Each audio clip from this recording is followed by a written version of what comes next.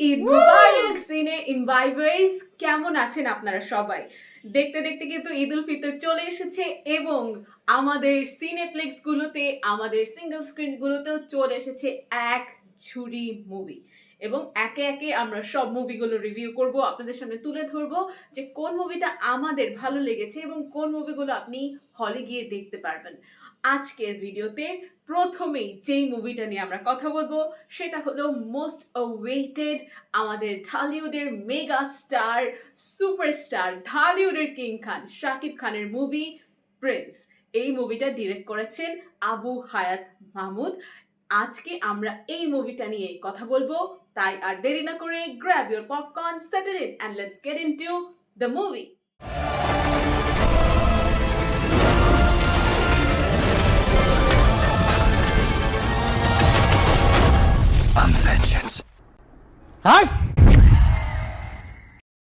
যেমনটা বলছিলাম, এই ঈদের কিন্তু one of the most hype movie কিন্তু ছিল এই প্রিন্স, আমাদের মেগা স্টার শাকিব খানের মুভি প্রিন্স। এটার রিজন, লাস্ট কয়েকটা ঈদে আমরা শাকিব খানের যে পারফরমেন্স দেখেছি, বিশেষ করে যদি প্রিয়তমা থেকে শুরু করি, তারপর তুফান এসেছে, তাণ্ডব, ইভেন বরবাদ, প্রত্যেকটা মুভিতে শাকিব খানের যেভাবে আমরা ডেভেলপমেন্ট দেখেছি কিংবা তার স্ক্রিন প্রেজেন্স, স্টোরি, এভরিথিং আমাদের বাধ্য করেছে এই মুভিটা নিয়েও ঠিক সেম এক্সপেকটেশনস রাখার জন্য।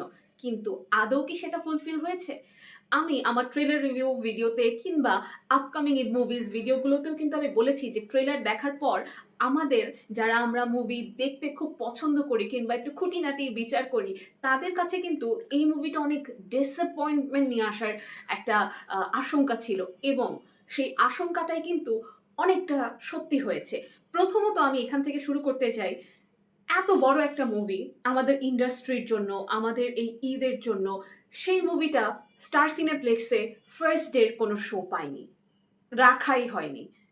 আমরা টিকিটের জন্য লিটারেলি অস্থির হয়ে হয়ে কেন, কি হচ্ছে, কেন পাচ্ছি না, কোথায়, আমরা অনলাইন অফলাইন সব জায়গায় চেষ্টা করেছি কিন্তু পাইনি। সিনেপ্লেক্সে ফার্স্ট ডেতে আসেই নাই এই মুভিটা, এসেছে কোথায়? সিঙ্গেল স্ক্রিনগুলোতে এবং ব্লকবাস্টার সিনেমাসে। এই যে একটা ডিসক্রিমিনেশন কিংবা এই যে একটা গ্যাপ, এইটা কিন্তু মুভির পারফরমেন্সে ডেফিনেটলি এফেক্ট ফেলবে। সো এই এফেক্টের ছাড়াও আরো বেশ কিছু বিষয় ছিল যেগুলো নিয়ে আমরা ডিটেলসে এখন কথা বলবো, মুভির পজিটিভস অ্যান্ড নেগেটিভসে। শুরুতেই মুভির পজিটিভ দিকগুলো আমি আপনাদের সামনে তুলে ধরি। প্রথম যে জিনিসটা আমার ভালো লেগেছে সেটা হলো অ্যাক্টিং পারফরমেন্সেস। শাকিব খানের মুভি, মাল্টি স্টারার, উনি লিড ক্যারেক্টারে আছেন, একজন গ্যাংস্টার, একটা 90s-এর গ্যাংস্টারের রোল উনি প্লে করছেন। সেই গ্যাংস্টারটার যদিও স্টোরিটা ঢাকা বেসড, এছাড়া ওনার সাথে আরো মেজর অনেকগুলো ক্যারেক্টার আছে, যার মধ্যে দুজন আছেন কলকাতার আর্টিস্ট, কলকাতার অ্যাক্টর অ্যাক্ট্রেস, যার মধ্যে একজন ভিলেনের ক্যারেক্টার যিনি প্লে করেছেন দিবেন্দু এবং আরেকজন যে নায়িকার ক্যারেক্টারটা প্লে করেছেন তিনি হচ্ছেন জ্যোতিময়ী কুণ্ডু। এই দুইজন ছাড়াও আরও বাংলাদেশি অনেকেই আছেন, যেমন তাসনিয়া ফারিন আছেন এবং ইন্তেখাব দিনার আছেন, নাসিরুদ্দিন খান আছেন। সবার পারফরমেন্সই অসাধারণ। বিশেষ করে দিবেন্দু ভট্টাচার্য, তার যেই পারফরমেন্স অ্যাজ এ ভিলেন, আমি যখন ট্রেলার দেখেছিলাম আই ওয়াজ লাইক এটা কি সেতুপতি, এত সিমিলার লুক। বাট না, এটা দিবেন্দু ভট্টাচার্য এবং তিনি অসাধারণ একটা ভিলেনের তার যে রোল, তিনি অসাধারণভাবে সেটা পোর্ট্রে করেছেন, খুব convincing. On the other hand, Shakib খানের অ্যাক্টিং পারফরমেন্স নিয়ে আসলে বলার কিছু নেই। তিনি তার যে কয়েকটা লুক তিনি তুলে ধরেছেন, হোল্ড করেছেন, ও মাই গড, এভরি টাইম উনি স্ক্রিনে এসেছেন অ্যান্ড অডিয়েন্স ওয়ার অ্যামেজড। তার প্রত্যেকটা লুক, তার প্রত্যেকটা ডায়লগ ডেলিভারি, তিনি যেভাবে নিজেকে এক কথায় প্রেজেন্ট করেছেন, দ্যাট ওয়াজ অ্যামেজিং। বাট এখানে একটা ছোট্ট বিষয়, নায়িকার সঙ্গে শাকিব খানের যে ক্যারেক্টার, তার যে কেমিস্ট্রি, সেটা নিয়ে আমার কিঞ্চিত একটু কি বলা যায়, আমার একটু ডিসঅ্যাপয়েন্টমেন্ট আছে। কারণ কেন জানো নায়িকার সঙ্গে তার ওই কেমিস্ট্রিটা গড়ে ওঠেনি। ইভেন আমরা যখন তুফান দেখেছিলাম, কলকাতার অ্যাক্ট্রেস হওয়ার পরেও মিমির সঙ্গে কিন্তু তার কেমিস্ট্রিটা অসাধারণ ছিল, ইভেন নাবিলার সঙ্গে ছিল, সাবিলার সঙ্গে ছিল, কিন্তু কেন যেন জ্যোতির্ময়ীর সঙ্গে তার কেমিস্ট্রিটা খুব একটা জমেনি। আদারওয়াইজ বাকি যারা ছিলেন ভেটারান অ্যাক্টর্স, অসাধারণ পারফর্ম করেছেন। মুভির সেকেন্ড যে পজিটিভ দিকটা আছে সেটা হচ্ছে সংস।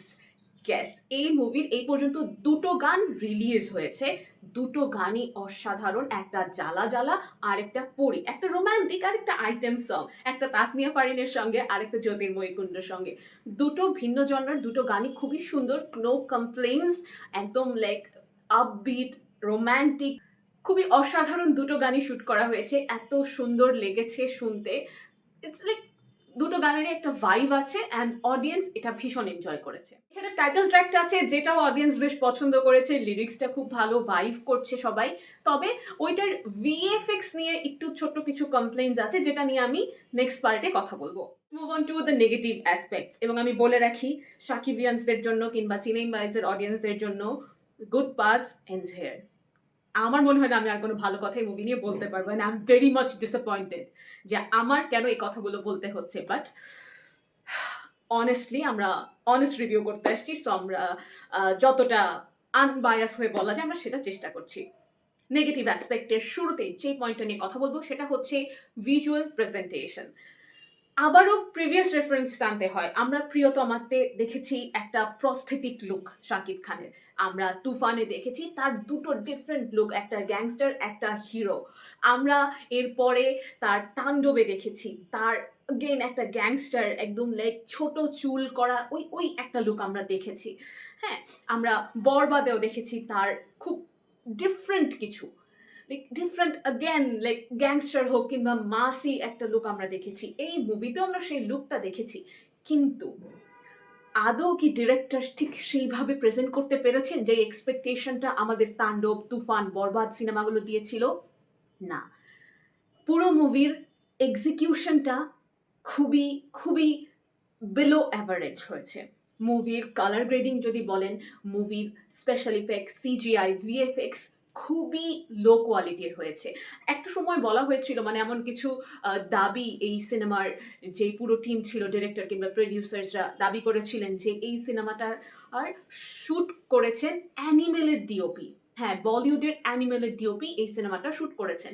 কিন্তু পরে একটা পর্যায়ে যে আমরা এমনটা জানতে পেরেছি যে অ্যাকচুয়ালি না, তাদের সঙ্গে বেশ কিছু প্রবলেমের কারণে, কিছু কথার হেরফেরের কারণে কিংবা বাজেট ইস্যুর কারণে অ্যানিমেলের যে ডিওপি ছিলেন তিনি ওয়ার্ক আউট করেছেন।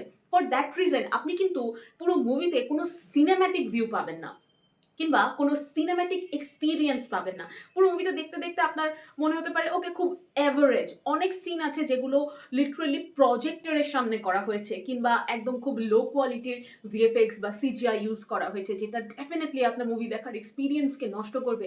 ইভেন আপনার যে এক্সপেকটেশনটা নিয়ে আপনি হলে যাচ্ছেন, যে এই টাইপের সুপার ভিএফএক্স আমরা দেখেছি রায়হান রাফি ডিরেকশনে কিংবা আমরা মেহেদী হাসান হৃদয় ডিরেকশনে দেখেছি, সেই জিনিসগুলো না আপনার খুব মিস করা শুরু করবেন আপনি একটা পর্যায়ে। এখানেই শেষ নয়, পুরো টিম তারা দাবি করেছিলেন যে তারা তাদের ভিএফএক্স, তাদের সিজিআই, যেটা আসলে ট্রেলার দেখার পর অনেক সমালোচনা হয়েছিল, বিশেষ করে ওই মেশিন গানের সিনটা নিয়ে, যে কেন এটা, মানে কোনো বুলেটের কোনো ছিদ্র কেন নেই, কি করে বুলেট বের হবে। হ্যাঁ, তারা ওই ছোট ছোট জিনিসগুলো ফিক্স করেছেন কিন্তু ওই লেভেলে করেননি। তারা দাবি করেছিলেন যে তারা হয়তো না, তারা শাহরুখ খানের যে VFX company, yes, red Chillies entertainment থেকে তারা এটা করাবেন। বলিউড ইন্ডিয়ার নাম্বার ওয়ান ভিএফএক্স কোম্পানি হচ্ছে রেড চিলিজ, কিন্তু এই যে সিনেমাটা আমরা আজকে দেখে আসলাম প্রিন্স, এটা দেখার পর মনে হচ্ছে ওরা রেড চিলিজ না, ওরা শুকনো মরিচ নামে হয়তো কোনো কোম্পানি সেখান থেকে গিয়ে এই ভিএফএক্সটা করিয়ে এনেছে। নেগেটিভ অ্যাসপেক্টের নেক্সট যে পয়েন্টটা নিয়ে কথা বলবো সেটা হলো স্টোরি লাইন। একই গ্যাংস্টার, একই মারামারি, একই মেশিন গান নিয়ে ঢুস ঢুস ঢুস ঢুস, কি ভাই, মানে কেন? We need something new. Repetition কেন? আর তার উপরে রিপিটেশন হলেও আমরা কিন্তু পরপর একই স্টাইলের, একই মাসি, খুব লার্জার দেন লাইফ কিংবা খুব র আরবান এই মুভিগুলো, মানে এই ক্যারেক্টারে বা এই এসেন্সের রোলে আমরা শাকিব খানকে দেখেছি, বাট আমাদের রিপিটেটিভ লাগেনি। আমরা তাণ্ডবে দেখেছি, আমরা তুফানে দেখেছি, আমরা বরবাদে দেখেছি, খুব সিমিলারিটিস পাবেন আপনি এই তিনটা মুভির মধ্যে, কিন্তু আমাদের রিপিটেটিভ লাগেনি। কেন? কারণ স্টোরিগুলো খুব ডিফারেন্ট ছিল, স্টোরির এক্সিকিউশনটা অনেক ডিফারেন্ট ছিল, সেটা কিন্তু আমরা প্রিন্সের ক্ষেত্রে পাচ্ছি না। একটা গ্যাংস্টার কেন গ্যাংস্টার হয়েছেন, তাই না? মানে কেন, তার একটা মোটিভ, তার অরিজিন স্টোরিটা কি, সেটা এই মুভিতে ক্লিয়ার না। যেহেতু ক্লিয়ার না, অডিয়েন্স কানেক্ট করতে পারছে না। মোরওভার আরেকটা পয়েন্ট যেটা শুরুতে বলেছিলাম পজিটিভসের মধ্যে, যে আমি নায়িকার সঙ্গে যে ইমোশনাল বন্ডিং বা একটা কেমিস্ট্রি নায়কের দরকার, সেই কেমিস্ট্রিটা বিল্ড হয়নি। ওই কেমিস্ট্রি যেহেতু বিল্ড হয়নি, আপনি ফিউচার যখন স্টোরি প্রোগ্রেস করবে আপনি ওই কানেকশনটা ফিল করতে পারবেন না।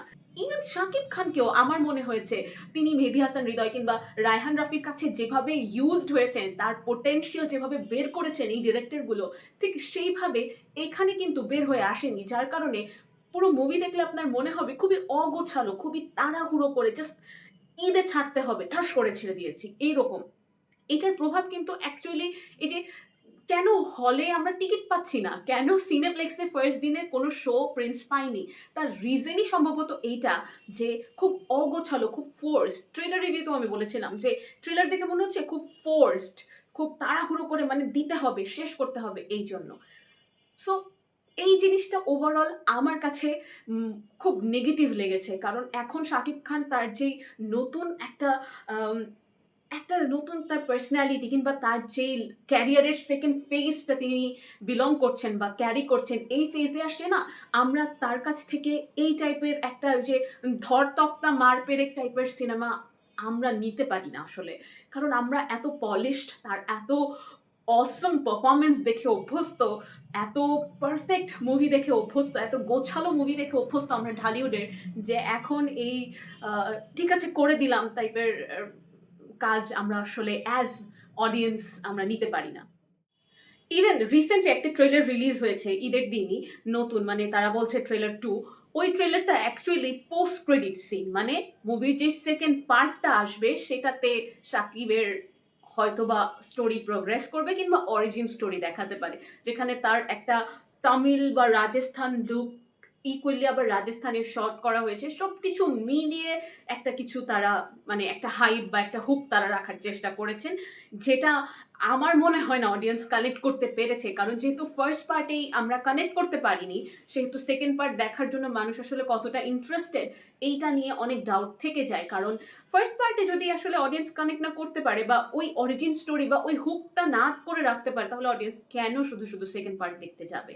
আমরা রিসেন্টলি রিলিজ হওয়া ধুরন্ধরের ক্ষেত্রে আমরা দেখেছি যে ফার্স্ট পার্টে রণবীর সিং এর কোনো পারফরমেন্স না থাকার পরেও কিন্তু সেকেন্ড পার্টের জন্য ঠিকই হুক করে রেখেছিল অডিয়েন্সকে, এবং সেটা অলরেডি সব রেকর্ড ভাঙছে, literally every record is breaking there. So ওই হুকটা যদি করতে পারতো প্রিন্স, তাহলে প্রিন্স 2 দেখার জন্য কিংবা প্রিন্সের সেকেন্ড পার্ট দেখার জন্য অডিয়েন্স ততটাই মোটিভেটেড কিংবা হুক থাকতো। সো এই ছিল প্রিন্সের রিভিউ। আপনাদের কাছে হয়তো মনে হতে পারে যে আমি হয়তো অনেক নেগেটিভ কথা বলেছি শাকিব খানকে নিয়ে, শাকিব খানের মুভিকে নিয়ে, বাট অ্যাকচুয়ালি না, শাকিব খানকে নিয়ে কিছু বলতে চাইনি বা শাকিব খানকে নিয়ে আমি কিছু বলিনি। এই অ্যাক্টরগুলোকে আমরা দেখেছি তাদের পারফরমেন্স, তো দোষ আমি কখনোই শাকিব খানকে দেবো না বা তার পারফরমেন্সকে দেবো না। তিনি তার 1000% দিয়েছেন, সেটা আমরা বুঝতেই পারছি, কিন্তু director is a big deal. একটা ডিরেক্টর কিন্তু একটা অ্যাক্টরের 100% পোটেনশিয়াল বের করে আনেন। আমরা দেখেছি তাকে তুফানে পারফর্ম করতে, আমরা দেখেছি তাকে বরবাদে পারফর্ম করতে। আমরা জানি শাকিব খান কোন লেভেলের অ্যাক্টর বা তার এই নতুন ভার্সনটা কি কি করতে পারে। সেই জায়গা থেকে যখন আমরা এই টাইপের একটা পারফরমেন্স দেখি, তখন আসলে দোষটা তার না, দোষটা তখন ডিরেক্টরের উপর যায় ডিরেক্টলি। কারণ ওনার ডিরেকশনটা কেমন হচ্ছে তার উপরই ডিপেন্ড করছে শাকিব খানের পারফরমেন্স কেমন হচ্ছে বা পুরো মুভিটা কেমন হচ্ছে। এই যে অগোছালো অসমাপ্ত করে একটা মুভি দেওয়া, এটা কি খুব দরকার ছিল? কারণ এত ভালো পারফরমেন্সের পর, এত ভালো প্রিভিয়াস রেকর্ডের পর এখন শাকিব খান তার ক্যারিয়ারের যে জায়গায় আছেন, এত বড় একটা রিস্ক তার নেওয়া কি খুব দরকার ছিল? তিনি তো পারতেন নেক্সট ঈদে আরেকটু পলিশ করে মুভিটা রিলিজ করতে, বা তার যেই পুরো প্রোডাকশন হাউস বা ডিস্ট্রিবিউশন টিম আছে তারা এটা পারতেন। কিন্তু কেন এটা হয়েছে, we don't know about that. But Shakib খানের জন্য একটা জিনিস আমরা বলতে পারি অডিয়েন্স হিসেবে বা তার একজন ভক্ত হিসেবে, যে উনি যে পারফরমেন্স আমাদের দিয়েছেন তার থেকে আমাদের যে এক্সপেকটেশন, ডেফিনেটলি তার উচিত তিনি যাদের সাথে কাজ করছেন, নতুন ডিরেক্টর কিংবা নতুন প্রোডাকশন হাউস আর এনিথিং, তার উচিত আরও বেশি কেয়ারফুলি সেগুলো চুজ করা। কারণ ডেফিনেটলি তার এটা ইমেজের ইস্যু এবং আমাদের ইন্ডাস্ট্রিরও অনেক বড় একটা ইস্যু। যাই হোক, সবকিছু বিবেচনা করে, সব দিক বিবেচনা করে, I am giving this movie 2.5 stars out of 5 stars. আসলে আরো অনেক বেশি দিতে ইচ্ছে করে শাকিব খানের পারফরমেন্সের জন্য, কিন্তু যখনই চিন্তা করি ওভারঅল বাকি সবকিছু, তখনই মনে হয় যে আরো কম দেই, কারণ উনি আরো অনেক বেটার পারফর্ম করেছেন। সো আপনারা মুভিটা দেখেছেন কিনা আমাকে কমেন্ট সেকশনে জানাবেন।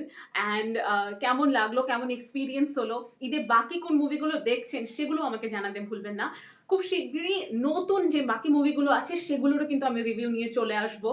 So till then, don't forget to like, share, subscribe to Cine In vibes.